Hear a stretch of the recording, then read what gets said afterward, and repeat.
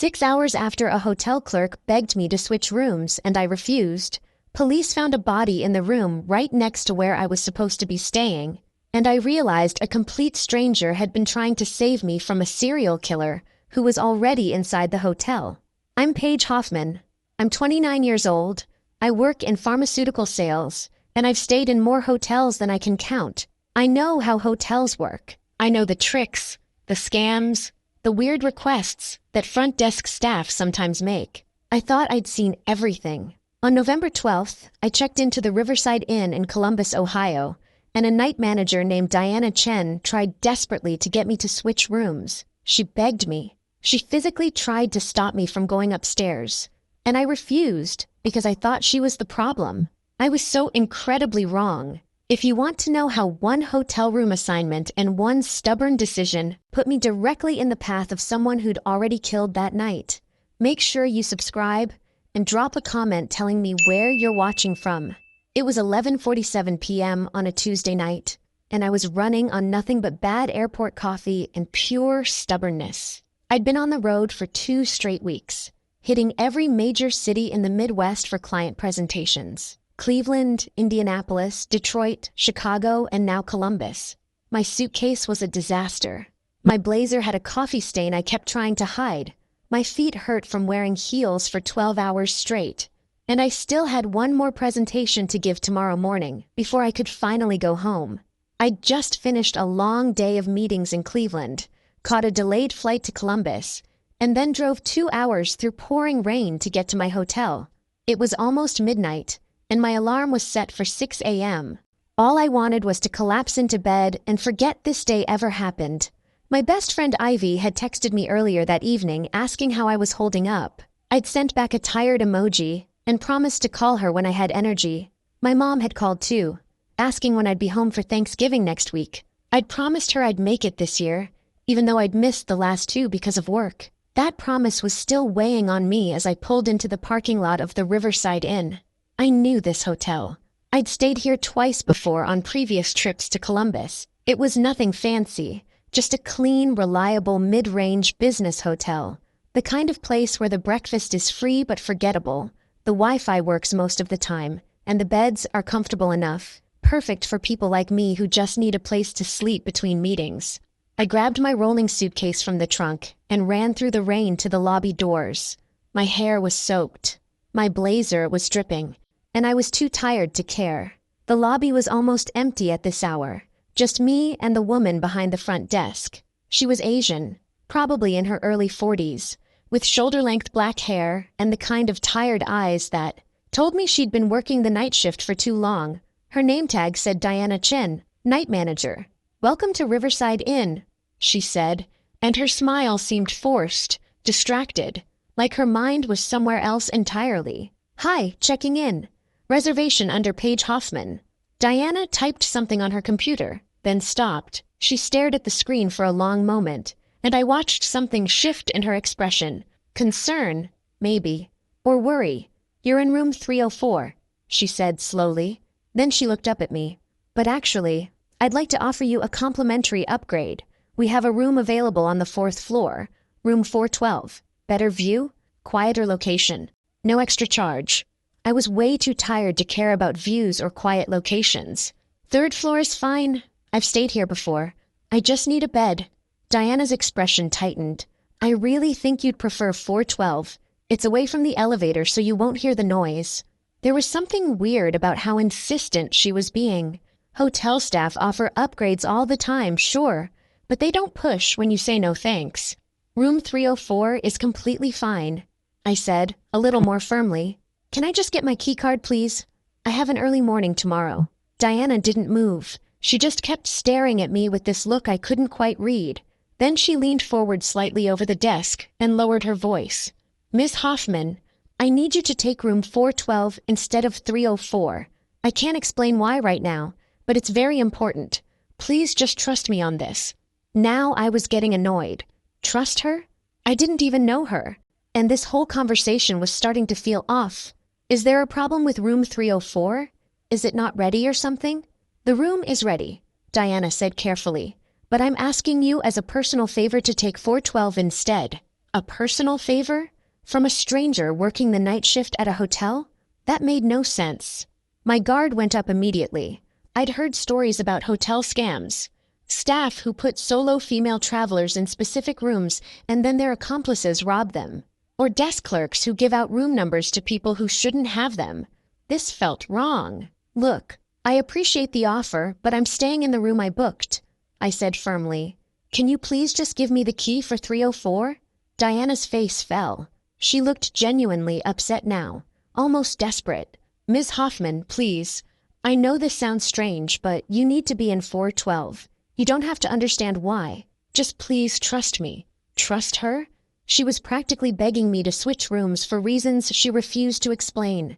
Everything about the situation screamed red flags. I need to speak to your manager, I said, pulling out my phone. I am the manager, Diana said, and there was something close to panic in her voice now. I'm the night manager, and I'm telling you that you should be in room 412, not 304. Please. I'd had enough. I was exhausted, soaking wet, and this bizarre conversation was the last thing I needed. Print me the key for 304 right now, or I'm calling your corporate office and filing a complaint. This is completely unprofessional. Diana looked like I'd physically hurt her. Her hands shook slightly as she printed the key card and slid it across the desk. But when I reached for it, she did something that shocked me. She grabbed my wrist. I yanked my hand back so fast I almost dropped my phone. What are you doing? Don't touch me. My voice came out louder than I intended, echoing through the empty lobby. Diana immediately held both hands up in surrender, her face pale and stricken. I'm so sorry, I shouldn't have grabbed you. But please, please listen to me. Don't go to room 304 tonight. Take 412 instead. I'll walk you up there myself. I'll carry your luggage. I'll do whatever you need. Just please don't go to 304. I stared at her like she'd lost her mind. This wasn't just unprofessional anymore. This was unhinged. A hotel manager physically grabbing guests and begging them to switch rooms while refusing to give any actual reason? No way. I snatched the keycard from the desk and grabbed the handle of my suitcase. Stay away from me. If you follow me or approach me again, I'm calling the police. I could see other guests starting to notice the commotion. An older couple had stopped near the elevator, watching us with concerned expressions. A businessman crossing the lobby had paused with his coffee, clearly trying to figure out what was happening. I felt my face burning with embarrassment and anger as I turned toward the elevator. Behind me, I heard Diana's voice, quiet and broken. I tried. I'm so sorry. I tried. The words sent a chill down my spine, but I didn't turn around. I jabbed the elevator button repeatedly, wanting nothing more than to get away from this bizarre situation and lock myself in my room. The elevator arrived and I stepped inside, hitting the button for the 3rd floor. As the door started to close, I looked up and saw Diana still standing behind the desk, watching me with this expression of absolute horror, like she was watching someone walk off a cliff. The doors closed, and I was alone in the elevator, my heart pounding with adrenaline. What the hell was that? I'd stayed in hundreds of hotels over the past 3 years, and never experienced anything remotely like it. Was Diana having some kind of mental breakdown? Was this an elaborate scam I didn't understand? Or was there actually something wrong with room 304 that she couldn't legally tell me about? The elevator dinged and opened onto the 3rd floor. The hallway stretched out in front of me, identical to every other hotel hallway I'd ever seen. Patterned carpet in burgundy and gold, cream-colored walls, numbered doors every few feet, harsh fluorescent lighting overhead that made everything look slightly washed out. Room 304 was halfway down the hall on the right side. I found it easily, slid the keycard into the lock, and watched the light turn green. The door swung open to reveal a completely standard hotel room. Queen bed with a floral comforter, desk with a lamp and a binder of hotel information, TV mounted on the wall across from the bed, small bathroom visible through an open door to the left, generic landscape painting above the bed. Everything looked perfectly normal, perfectly safe, perfectly fine. I wheeled my suitcase inside and immediately locked the door behind me, engaging both the deadbolt and the security chain. I stood there for a moment with my back against the door, trying to calm my racing heart and make sense of what had just happened. Maybe Diana really was having some kind of crisis. Maybe she'd confused my room with another room that actually did have a problem. Or maybe this was all some weird test or prank that I didn't understand. I pulled out my phone and called Ivy. She answered on the second ring, her voice warm and sleepy. "Hey, how's Columbus?" I launched into the whole story, describing Diana's strange behavior, her desperate pleading, the physical grab, all of it. Ivy was quiet for a long moment after I finished. "Paige, that's really bizarre. Like, really bizarre. Do you feel safe? Do you want to just leave and go to a different hotel?" I looked around the room again. Everything still looked completely normal. The door was locked. The room was clean and ordinary. Maybe I was overreacting. Maybe my exhaustion was making everything seem more dramatic than it actually was. "I think I'm just tired and paranoid," I said, trying to convince myself as much as Ivy. "The room is fine. I'm fine. That clerk was probably just having a bad night or something." Ivy didn't sound convinced.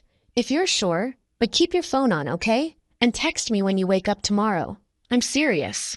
We said goodnight, and I tossed my phone on the bed. I needed to shower, review my presentation notes, and get some sleep. Tomorrow, I would report Diana's behavior to the hotel corporate office, and then forget this whole weird encounter. I was unpacking my toiletries in the bathroom when I heard it. A sound from somewhere nearby. It sounded like furniture being dragged across a floor. Heavy, slow, deliberate. It was coming from one of the rooms next to mine, either 302 or 306. I froze, listening. The sound stopped, then silence. Hotels have thin walls, I reminded myself. People rearrange furniture. It happens.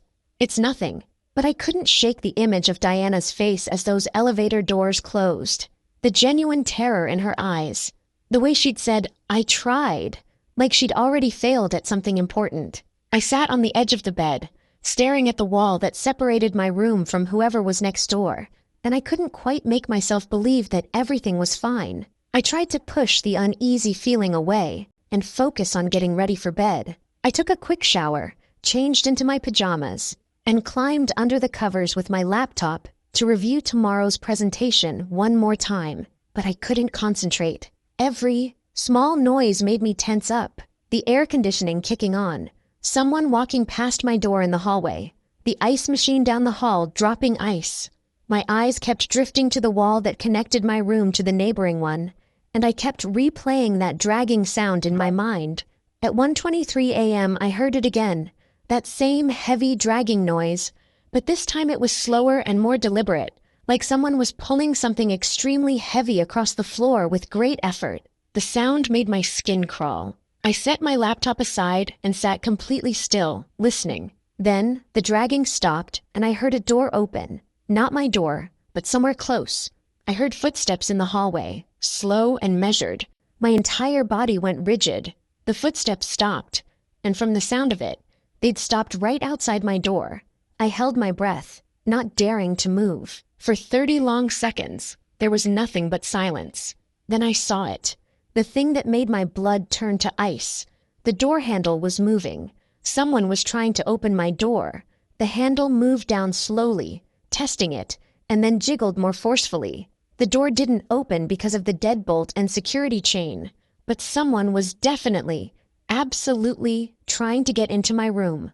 My heart was slamming against my ribs so hard I thought it might burst.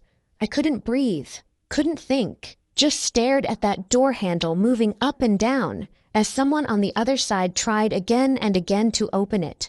Then, after what felt like an eternity, the footsteps moved away. I heard a door close somewhere down the hall. Silence returned, but it felt different now, threatening, heavy.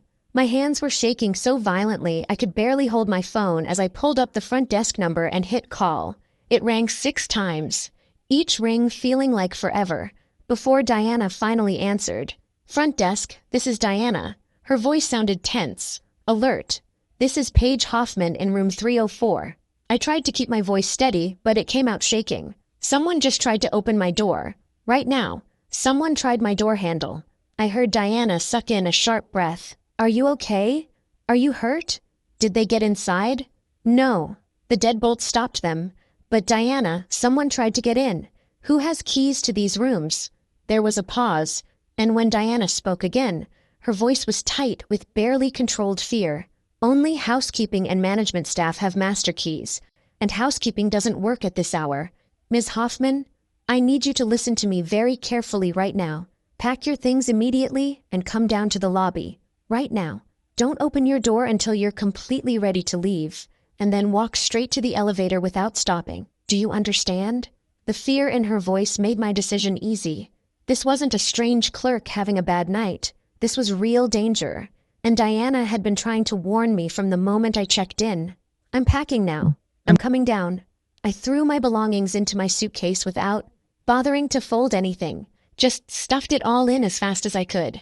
My presentation notes, my toiletries, my clothes from today, everything just thrown in. I put my shoes on with fumbling fingers, grabbed my purse, and stood by the door trying to steady my breathing. I pressed my ear against the door and listened. The hallway sounded quiet. Normal. But normal didn't mean safe anymore. I unlocked the deadbolt and security chain as quietly as I could, then peered through the smallest crack in the door.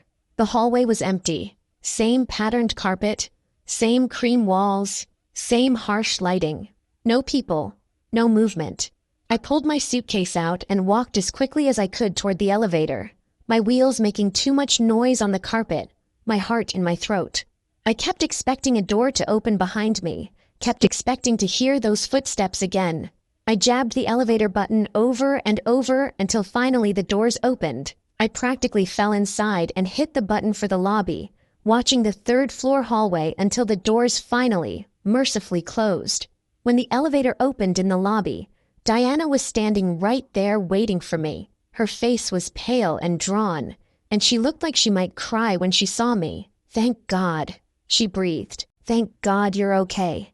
Come with me right now." She practically ran back to the front desk and started printing a new keycard with shaking hands. "What is going on?" I demanded, my voice louder than I intended. "Diana, you need to tell me what's happening right now." She handed me a keycard for room 412. "I can't explain everything yet, but I need to make a phone call. This room is on the 4th floor at the end of the hall. It's safe, I promise you. Go there now, lock the door, and don't open it for anyone until I call you or until morning. Please, Paige. Just trust me one more time." Something in her face, the raw fear mixed with determination, made me nod. She'd been right about room 304. She'd been trying to protect me all along. "Okay, but you call me and explain everything." I took the elevator to the 4th floor. Room 412 was exactly where she said, at the far end of the hall away from the elevator. I let myself in and locked every single lock on the door, then pushed the desk chair against it for good measure. The room looked identical to 304, but somehow being here felt different, safer. I sat on the bed fully dressed with my phone clutched in my hand, waiting. At 2:47 a.m., my phone rang. Diana's name on the screen. "Ms. Hoffman, the police are here at the hotel. I need you to stay in your room with the door locked. Don't open it for anyone except police officers who properly identify themselves. Do you understand me?" My mouth went dry. "Police? Diana, what's happening? What did you find?" There was a long, heavy pause. When she spoke again, her voice was shaking. "They found someone in room 306, the room right next to where you were staying. I tried to tell you earlier. I tried so hard to make you move. I'm so sorry I couldn't explain more." The line went dead, and I sat there in the silence of room 412, finally understanding that Diana Chen had saved my life tonight. I didn't sleep for the rest of the night. I sat on that bed in room 412 with every light on, staring at the door, jumping at every distant sound. My mind kept going back to that door handle moving, to those footsteps outside my room, to the fact that someone had been right next door the entire time. At 4:15 a.m., there was a firm knock on my door. A woman's voice called out clearly, "Ms. Hoffman, this is Detective Laura Brennan with Columbus Police Department. I need to speak with you. I'm going to hold my badge up to the peephole." I crept to the door and looked through the peephole. A woman in her 50s with short gray hair stood there in plain clothes, holding up a police badge and ID. Behind her, was a uniformed officer. My hands shook as I unlocked the door and let them in. Detective Brennan's expression was kind but serious as she gestured to the small seating area by the window. "May we sit down? I have some questions about your check-in tonight and your interactions with Diana Chen, the night manager." I sat in the desk chair while the detective settled on the edge of the bed, her notepad open. The uniformed officer stood by the door. I told them everything from the beginning. Diana's strange insistence on switching rooms, her desperate pleading, the way she'd grabbed my wrist, my refusal to listen, the sound of furniture dragging, the door handle moving, the terrifying moment when I realized someone was trying to get into my room. Detective Brennan listened carefully, taking notes, nodding at certain points in my story. When I finished, she looked me directly in the eyes. "Ms. Hoffman, Diana Chen saved your life tonight. I want you to understand that before I tell you anything else." My throat felt tight. "What do you mean?" The detective took a slow breath before continuing.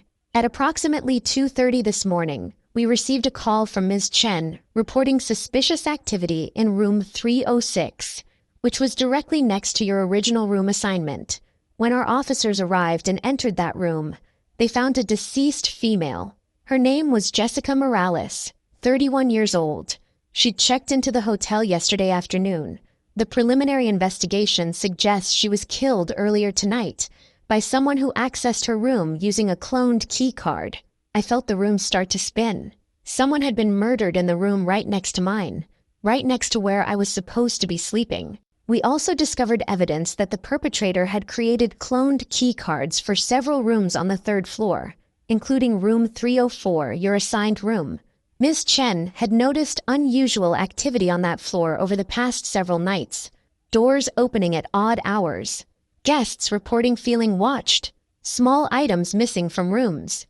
She'd been monitoring the security footage and flagging certain rooms as potentially compromised. Detective Brennan pulled out a tablet and showed me grainy black and white security footage. A figure in a maintenance uniform moving through the third-floor hallway, stopping at certain doors, using what looked like a keycard programmer. The timestamp showed this footage was from 3 nights ago.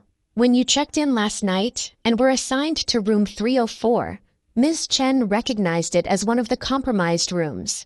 She tried to move you to the 4th floor where the keycards hadn't been cloned, but you refused." The full weight of it hit me like a truck. So someone had a key to my room. They could have just walked in anytime they wanted. If you hadn't engaged the deadbolt and security chain, yes, they could have entered freely. Based on our timeline, we believe the perpetrator was in room 306 with Ms. Morales when you first arrived on the 3rd floor. When you called the front desk about someone trying your door handle, Ms. Chen immediately contacted us.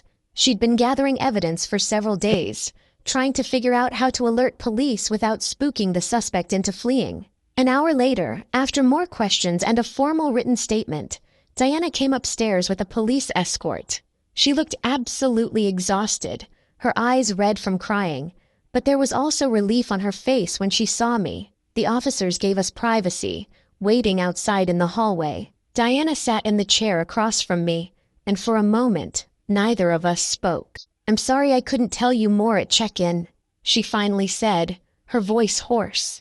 "I'd been watching the security cameras for 3 nights straight. I saw someone accessing rooms they shouldn't be accessing, going in when guests were out, staying for a few minutes, then leaving. I reported it to my boss, but they said I was overreacting, that it was probably housekeeping doing extra cleaning rounds." She wiped at her eyes. "But I knew it wasn't housekeeping. Housekeeping doesn't work at midnight. And yesterday I saw something that terrified me. I saw someone in a maintenance uniform, someone I'd never seen on our staff before, programming key cards in the back service area. I started tracking which rooms those cards were coded for, and 304 was one of them." I leaned forward. "Then why didn't you just tell me that? Why the weird insistence without explaining?" Diana's voice cracked. "Because I didn't know who to trust. What if you were somehow involved? What if you called someone and warned them? And honestly, I didn't think you'd believe me. It sounds completely insane. Welcome to our hotel, by the way. Someone might break into your room tonight. You would have left and gone to another hotel, and then I'd have no one to protect while I waited for enough evidence to call police. At least if I got you to a safe floor, I could watch over you." She covered her face with her hands. "When you refused to switch rooms, I panicked. I tried to physically stop you, because I knew there was active danger on that floor. And when you called about someone trying your door, I knew he was there right then. I called 911 immediately and told them to send units. Then I started checking every room on the third floor through our camera system.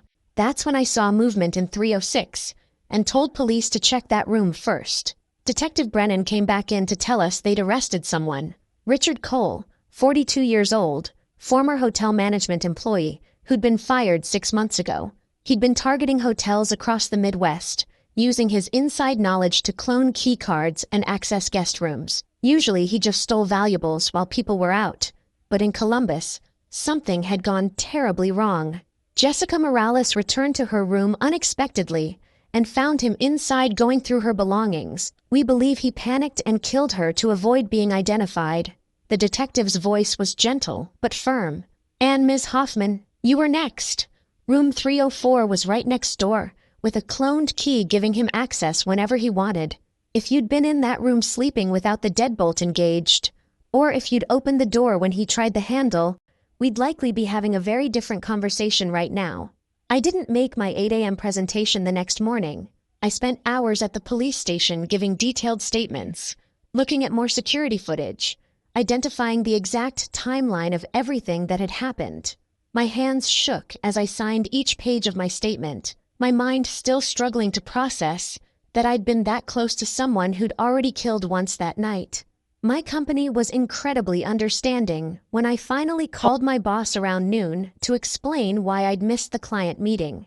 They rescheduled everything for the following week and told me to take whatever time I needed.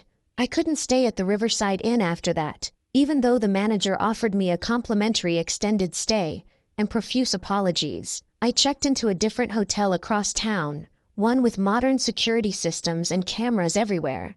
But even there, in a completely different building, I couldn't sleep.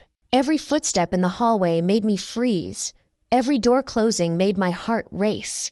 I kept seeing that door handle moving, kept hearing those deliberate footsteps stopping outside room 304.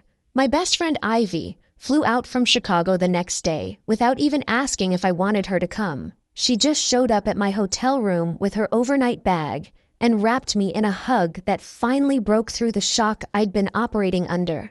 I cried for an hour straight while she held me, all the fear and terror and guilt pouring out at once.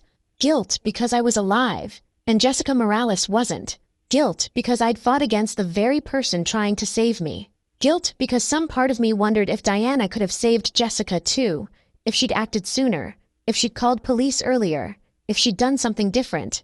Over the next few weeks, the full scope of what Richard Cole had done became clear. Police found evidence that he'd accessed over 40 hotel rooms across 5 states in the past 6 months.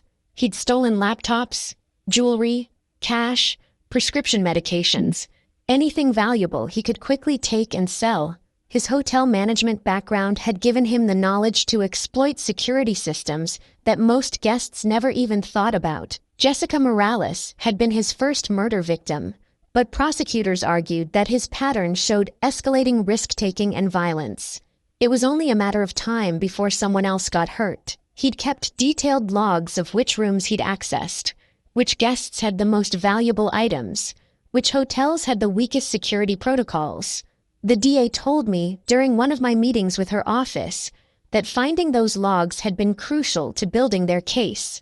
Richard Cole eventually pleaded guilty to second-degree murder, multiple counts of breaking and entering, theft and identity fraud. He was sentenced to 35 years in prison. I attended the sentencing hearing, sitting in the back of the courtroom, and that's where I met Jessica's family. Her parents, Maria and Robert, and her younger brother Danny.